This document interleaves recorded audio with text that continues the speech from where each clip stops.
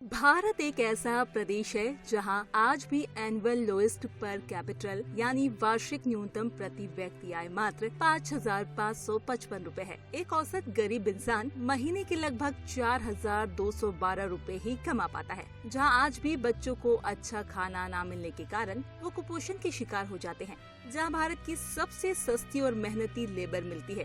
एक ऐसा राज्य जिसे अंग्रेजों से लेकर सरकारों तक ने इतना लूटा, आज वो बर्बादी की कगार में खड़ा है। ऐसी धरती जिनसे सिर्फ देश को ही नहीं पूरी दुनिया को आर्यभट्ट जैसा महान इंसान दिया, और आज उसकी इतनी बुरी हालत। शायद अब आप समझ ही गए होंगे कि हम भारत के उत्तर पूर्व दिशा में नेपाल बॉर्डर से सटे राज्य बिहार की बात करने वाले हैं। इस वीडियो में हम आपको बताएंगे कि आखिर वो क्या वजह रही जिससे आज बिहार का ये हाल है। जानने के लिए बने रहे वीडियो के अंत तक। नमस्कार, मैं हूँ सारिका और आप देख रहे हैं नॉलेज फैक्ट्स।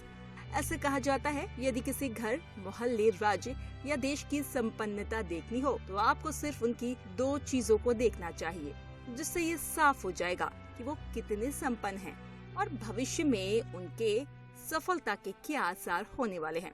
सबसे पहले ये देखना चाहिए कि उसका एजुकेशन लेवल क्या है, कितने पढ़े लिखे लोग वहाँ रहते हैं, और दूसरा एम्प्लॉयमेंट के क्या क्या साधन मौजूद है या जिन साधनों पर वो एम्प्लॉयड है उन पर ज्ञान का कितना योगदान है। शायद आपको मेरी बात सही से समझ नहीं आई होगी, तो इसे थोड़ा आसान कर देती हूँ। जब लोग पढ़े लिखे होंगे तभी अच्छी नौकरी या व्यापार कर पाएंगे, और बिहार के पीछे रहने की सबसे बड़ी वजह वहाँ के लोगों का कम पढ़ा लिखा होना है। बिहार के शिक्षा स्तर का अंदाजा आप यहीं से लगा सकते हैं कि 10वीं और 12वीं बिहार बोर्ड के टॉपर स्टूडेंट से जब एक इंटरव्यू में उनसे उनके विषयों के बारे में पूछा गया तो उन्हें अपने अपने विषयों के बारे में भी सही से मालूम नहीं था। ऐसा नहीं है कि वहाँ के छात्रों में दिमाग या इच्छा शक्ति की कमी है।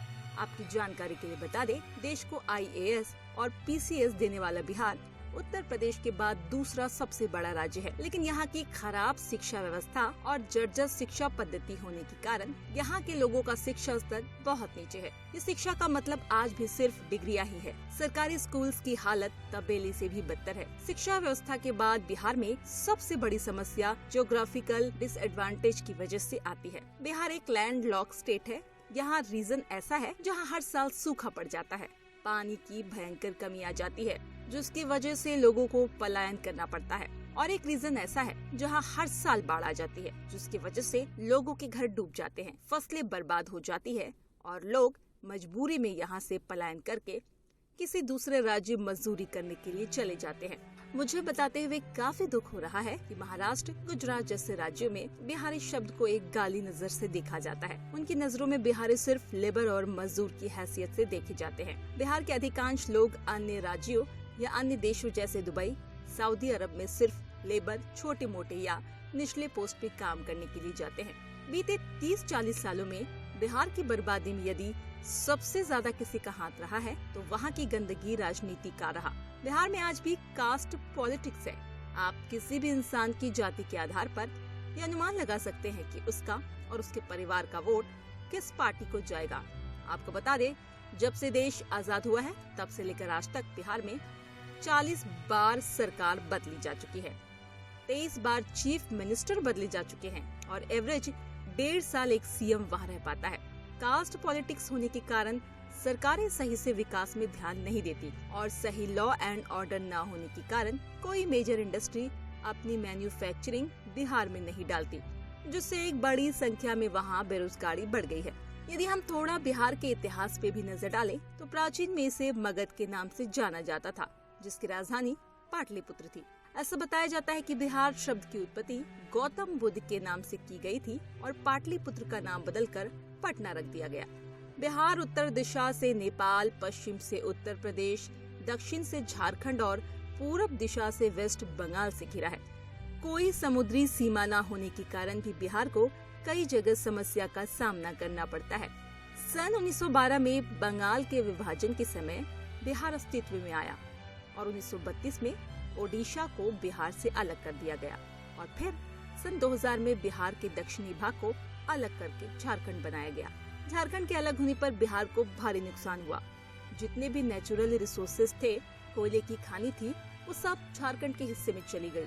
2000 से पहले केंद्र सरकार की फ्रीट इक्वलाइजेशन पॉलिसी की वजह से इन संसाधनों से ज्यादा फायदा नहीं मिल पाया। इस पॉलिसी के तहत बिहार से कोयले को अन्य राज्यों में ले जाने पर सरकार टैक्स में कुछ कटौती करती थी, जिससे कंपनी कच्चा कोयला बिहार से ले जाती और अपनी फैक्ट्री समुद्र तट से सटे राज्यों पर लगाकर मैन्युफैक्चरिंग करती। यदि ये नियम सरकार ने ना पारित किया होता तो इंडस्ट्री अपनी फैक्ट्री बिहार में लगाती और वहाँ के लोगों को रोजगार मिलता। बिहार सरकार को भी टैक्स आता, जिससे वो विकास कार्य में खर्च करती। 1990 के बाद केंद्र सरकार द्वारा इसे हटाया गया, लेकिन जब तक बिहार प्लानिंग कर पाता कि वो अपने मिनरल्स को अपनी ताकत बनाकर संपन्नता की ओर बढ़ेगा, तब तक झारखंड को बिहार से अलग कर दिया गया। ब्रिटिश शासन में भी अंग्रेजों ने जमींदारी सिस्टम लागू कर दिया, जिसमें यदि कोई कर देने में असमर्थ होता तो उसकी जमीन जमींदार द्वारा हड़प ली जाती, जिसका नुकसान आज भी बिहार में देखने को मिल रहा है।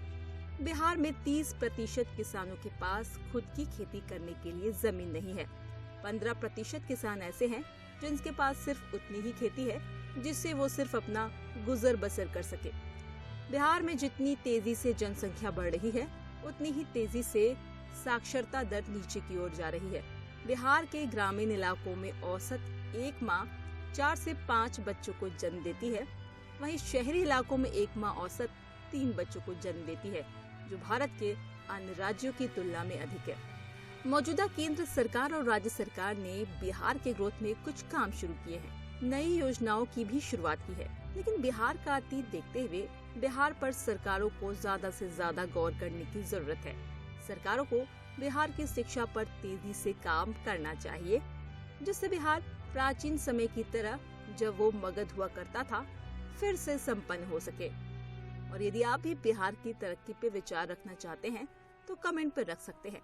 वीडियो अच्छा लगा हो तो इसे लाइक करके हमारा हौसला जरूर बढ़ाएं। चैनल पे नए हो तो चैनल सब्सक्राइब करना बिल्कुल ना भूलें।